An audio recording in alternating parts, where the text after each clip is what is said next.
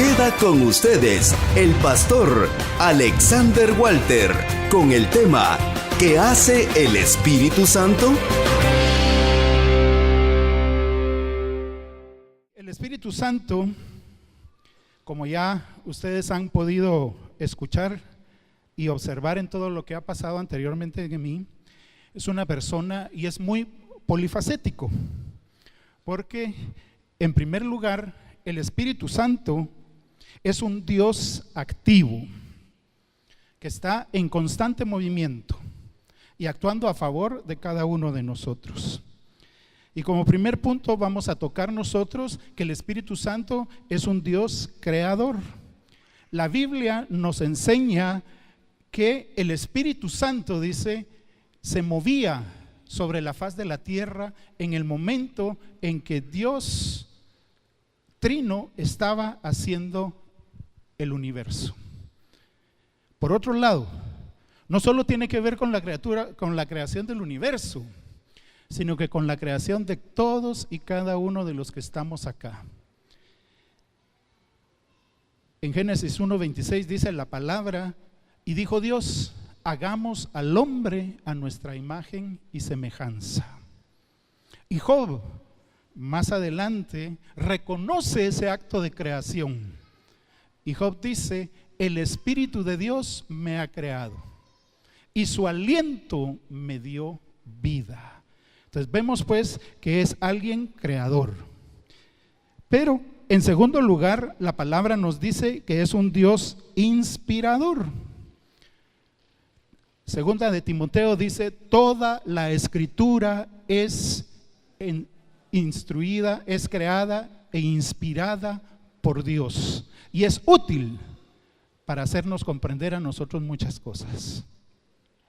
Pero en segunda de Pedro dice de que esa escritura no fue traída por voluntad del hombre, dice, sino que fue inspirada por el Espíritu Santo sobre aquellos grandes hombres que utilizó para escribir la palabra, y todos reconocían que lo que hacían era escribir y decir lo que Jehová les hacía comprender a todos y cada uno de ellos. Pero no solo se queda ahí el Espíritu Santo. El Espíritu Santo también nos dice la palabra que participó en la encarnación. Y aquí tenemos el pasaje que está en Lucas, donde el ángel se le presenta a María y le dice, María, bendita eres y eres llena de gracia. El Señor te ha escogido y vas a concebir y vas a dar a luz un hijo y pondrás por nombre Jesús. Y María dice, chica, ¿qué pasó? Si el Pedro, no es Pedro, es José. Ese ni me toca. ¿Cómo va a ser? Porque vas a ser engendrada por el Espíritu Santo. Y el ser que vas a dar va a ser de bendición para toda la humanidad. Pero también la palabra de Dios nos enseña que el Espíritu Santo es sustentador. Nos sustenta a todos y cada uno de nosotros. Nos cuida, nos protege, nos enseña y nos cuida con la diestra de su poder, dice. Qué maravilloso es el Espíritu Santo, ¿verdad? Pero Él no se queda ahí. Dice la palabra de Dios que contiende con el pecado. Y ahí vemos a nuestro buen Jesús peleando y deteniendo a Satanás. Pero la palabra de Dios nos dice en 2 Timoteo 2:26 que el ministerio de la equinidad ya está en marcha, pero que en este momento hay alguien que lo limita, hay alguien que lo detiene, y ese es el Espíritu Santo. Pero que cuando el Espíritu Santo sea quitado, dice, ese ministerio de iniquidad se va a manifestar más de lo que ahora lo vemos. Porque a pesar de que Dios y el Espíritu Santo están peleando contra el pecado y Satanás, todavía vemos la influencia de Satanás. Y así vemos que todavía hay violencia, que todavía hay maras, todavía hay secuestros, todavía hay un montón de iniquidad dentro de nuestro mundo. Pero imagínense ustedes si Dios no estuviera deteniéndolo, ¿qué cosa sería? Pero hay también cosas que ahí sí que de plano no podemos quitarnos de encima, dice. Porque la Biblia dice que hay huestes satánicas que están queriendo destruir a los buenos. Y ahí ven, ¿verdad? Esas huestes satánicas queriendo destruir al mejor. Y la Biblia nos enseña también que hay cosas contra las que no podemos pelear, ¿verdad? Y ahí está don Florentino Pérez, soñando una cosa imperdonable, dice. Me desperté con una pesadilla. Pensé que nos iba a pasar lo peor en el partido de la Champions. Que hubiera un árbitro justo, pero no se le hizo, porque dice hasta que el mandril anote, hasta ahí se acaba el juego. Y dice don Florentino, ¿verdad?, que la Champions le costó un montón de millones de euros, dice más de 1,000 millones, pero ahí no gasté más, he gastado más en otro montón de cosas para lograr hacerlo. Pero como no siempre hemos sido protegidos por el gobierno español desde Franco, no nos investigan y por eso ahí están. Pero Dios, a pesar de que quiere bendecir tu vida, a pesar de que quiere cuidarte, Dios no nos quita a cada uno de nosotros nuestra responsabilidad personal. Y a pesar de que Dios quiere bendecirte, es inverosímil de que tú y yo cerremos esa puerta del pecado y que no permitamos que el pecado entre a nuestra vida. A pesar de que Él nos defiende, a pesar de que Él es nuestro sustentador, no nos quita la responsabilidad personal a cada uno de nosotros. Y es menester que usted y yo tomemos también esa responsabilidad de cerrar la puerta al pecado. No importa todo lo que Dios quiera hacer, y que guardemos nuestro corazón, dice la Biblia, porque de él mana la vida. Pero también dice la palabra de Dios que Él guía a sus siervos. Y aquí tenemos la historia donde el Señor se le aparece a Moisés y le dice: mira, vas a tener que ir a sacar a mi pueblo. Ay, no, le dice, hombre, ¿cómo vas a creer? Si nadie me va a creer, hombre. ¿Para qué me envías a mí? Si yo no sé ni hablar. Soy tartamudo. Y entonces viene Dios y le dice: voy a poner mi palabra en tu boca y tú vas a ir. Y como siempre padecemos de la excusitis, ¿verdad? No, hombre, mejor envía a otro, hombre. Otro mejor que yo. No, Dios nos escoge a cada uno para una obra particular y especial. Y a través del Espíritu Santo nos va a dar el poder y la fuerza y la fortaleza y la palabra para poderlo cumplir. Pero también dice la palabra de Dios que Él guía a su iglesia. Y en muchos pasajes de la Biblia se nos compara como un rebaño, como las ovejas. Y ahí vemos en la palabra de Dios cómo Él dice que Él guía y vela por sus ovejas. Y así es el Espíritu Santo. Pero dice la palabra de Dios que escudriña los corazones. Y aquí vemos un corazón. Aquí hay algo malo también, ¿ve? Ustedes saben que como las mujeres no tienen corazón, entonces las vamos a quitar. Y entonces dice la palabra de Dios que Él escudriña nuestros corazones, tanto lo bueno como lo malo que hay dentro de nuestro corazón, porque de la abundancia del corazón habla la boca, dice la palabra de Dios. Y entonces Él conoce lo que está sucediendo dentro de nosotros, conoce lo que estamos pensando, conoce tanto lo bueno como lo malo. Pero dice la palabra de Dios que también el Espíritu Santo nos enseña a nosotros. Es un enseñador. Y dice la palabra que Él va indicándonos a nosotros y haciéndonos entender lo espiritual con lo espiritual, lo natural con lo natural. Él no nos va a dejar en el arranque, como muchos lo hacemos, ¿verdad? Sino que Él nos va a enseñar y nos va a ir acomodando todo para que usted y yo comprendamos. Pero también dice la palabra de Dios que Él convence al inconverso, y eso es lo que ustedes tienen que poner ahí. A través de ese acto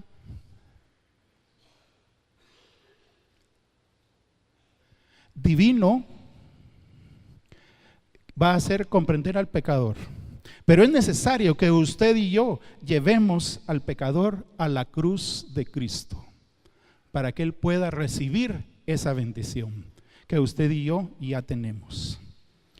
Pero en segundo lugar, dice la palabra que el Espíritu Santo da dones. Y vemos así como en Corintios, en Efesios, nos habla de todo lo que son los dones del Espíritu Santo, los frutos del Espíritu Santo. Y hay una lista interminable, y que todos y cada uno de nosotros más de alguno debemos de tener, de los dones, pero de los frutos deberíamos de tenerlos todos, porque eso es producto de que usted y yo permitamos que el Espíritu Santo nos controle, que el Espíritu Santo nos bendiga. Y ahí están todos los dones: paz, benignidad, gozo, templanza, fe, el poder hacer milagros, el interpretar palabra de sabiduría, el hacer milagros, el hablar en lenguas, el interpretar en lenguas. Todo lo que la Biblia nos enseña a nosotros de cuál es la polifacética actividad del Espíritu Santo en la vida de cada uno de nosotros. Pero la palabra de Dios nos enseña que eso de ser apóstol, de paciencia, de discernimiento, de humildad, de sanidad, de maestros, de hacer todas esas maravillas que hace el Espíritu Santo dentro de nosotros. La palabra es clara y dice: dones del Espíritu Santo, frutos del Espíritu Santo. Eso quiere decir, mis hermanos, que es el Espíritu Santo de donde nacen ellos, y por lo tanto es Él el que decide dónde los da, cómo los da y cuándo los da.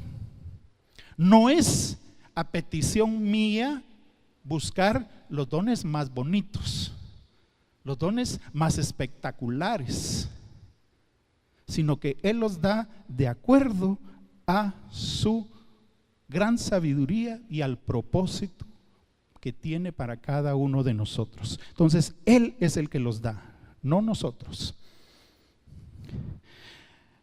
Pero también, en tercer lugar, nos habla sobre la inspiración.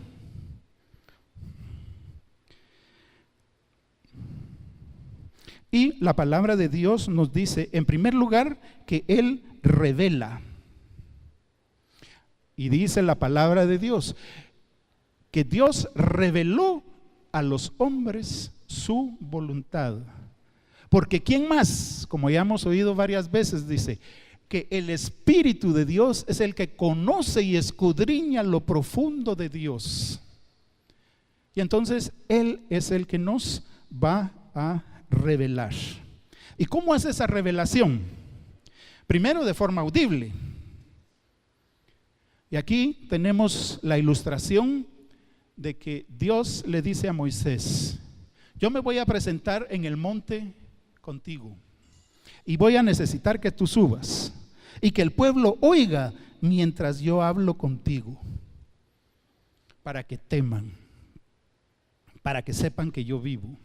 Pero también habla en sueños, y ahí vemos la ilustración cuando Dios le está hablando a Abimelech y le dice: mira, te vas a morir. Ay, ¿por qué? Porque quisiste agarrar a Sara, siendo la esposa de mi siervo. No, momento, ¿qué pasó? Si no dijo él que era su hermana, pues. Ya veo que mentiroso era Abraham. Pero Dios impidió que él tuviera que ver con Sara, y se lo reveló a través de sueños. Pero también dice la palabra de Dios que el Espíritu Santo en la inspiración va guiando a hombres a escribir, dice ahí, lo que tienen que poner, la palabra de Dios. Y ahí vemos cómo Dios iba guiando a cada uno de los escritores y revelándoles lo que Él quería que se escribiera. Pero también dice, haciéndonos comprender, abriendo los ojos de nuestro entendimiento para que comprendamos la buena voluntad a la cual hemos sido llamados.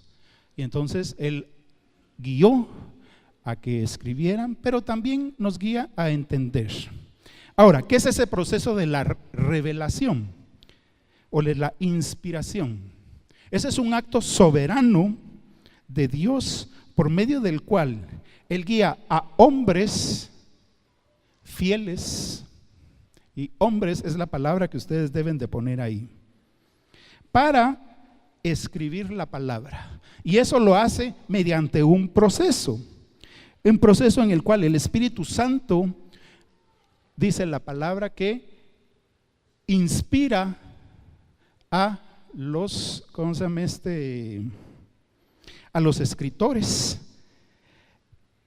y hace vibrar en su voluntad sin quitarle su derecho a decidir, y no la afecta su voluntad, y lo inspira dándole creatividad para no cometer errores en la escritura.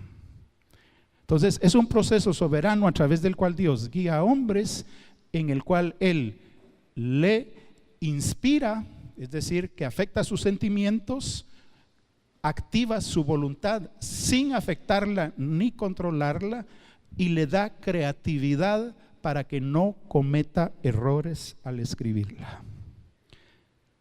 Pero eso de la inspiración, nos dice la palabra, que la inspiración es plena, toda la palabra. Los 66 libros que nosotros conocemos como la Sagrada Biblia. Y ya vimos que en Timoteo dice, toda la escritura es inspirada por Dios. Pero también es verbal. Dios fue poniéndole cada letra, cada palabra en la mente de los escritores para que fueran escribiendo. Y la Biblia nos enseña de que el control que tenía o que tiene el Espíritu Santo sobre estos escritores era tal que cada palabra gramaticalmente puesta, y dice la palabra de que tan era así que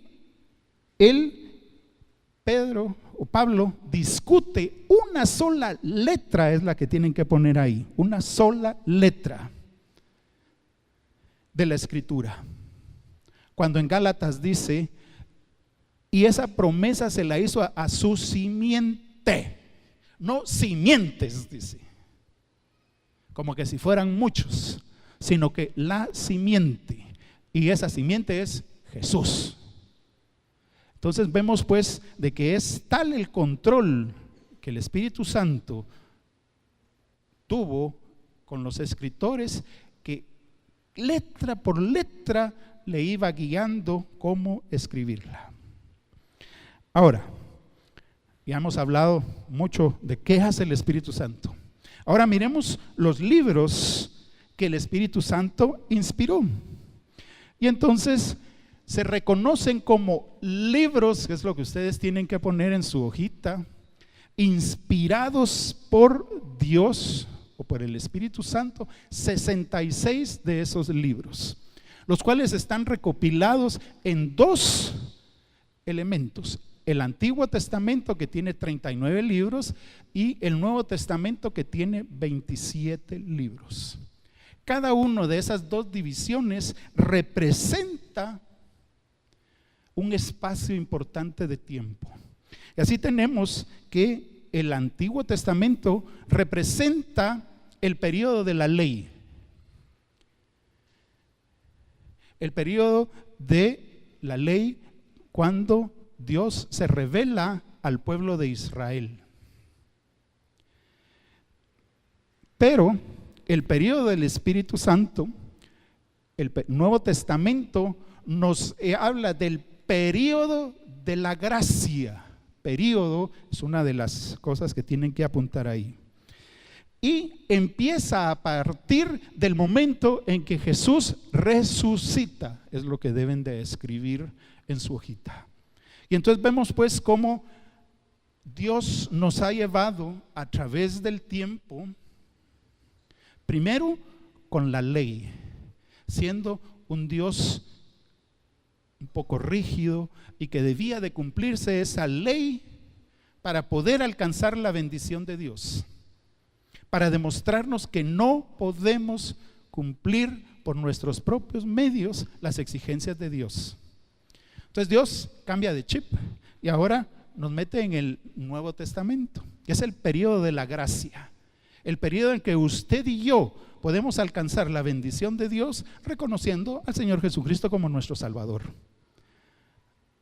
Y nos enseña también que los libros están divididos en categorías.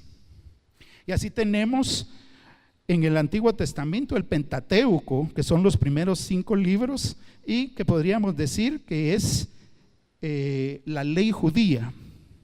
Y decir que es la constitución, tienen de escribir ustedes, la constitución de Israel. Hay 12 libros históricos, 5 poéticos, 5 profetas menores y 12 profetas mayores. Al revés. Y tenemos ese periodo de tiempo. Pero también tenemos el Nuevo Testamento, donde están los libros históricos, están los libros de los evangelios, tenemos las epístolas generales y paulinas, que son la constitución de nosotros como iglesia. Y ahí es donde usted y yo encontramos toda la forma a través de la cual nosotros podemos comportarnos para ser de bendición hacia las demás personas. Es nuestra constitución. Aquí existe controversia. Unos dicen que la epístola de Hebreos no se sabe a ciencia cierta si fue escrita por Pablo o no. Lo que sí estamos bien seguros es de que sí fue inspirada por el Espíritu Santo y por lo tanto es parte del Nuevo Testamento. Y finalmente tenemos el libro de Apocalipsis, que es el libro de la revelación y nos habla de los hechos futuros y nos habla de los acontecimientos que van a dar después del rapto, y es lo que usted debe de poner en su hojita. Todos los acontecimientos que van a pasar después del rapto. Luego, la Iglesia Católica, lo que tenemos que escribir ahí, en el año de 1563, en el Concilio de Trento, vino y agregó otros libros al Nuevo Testamento.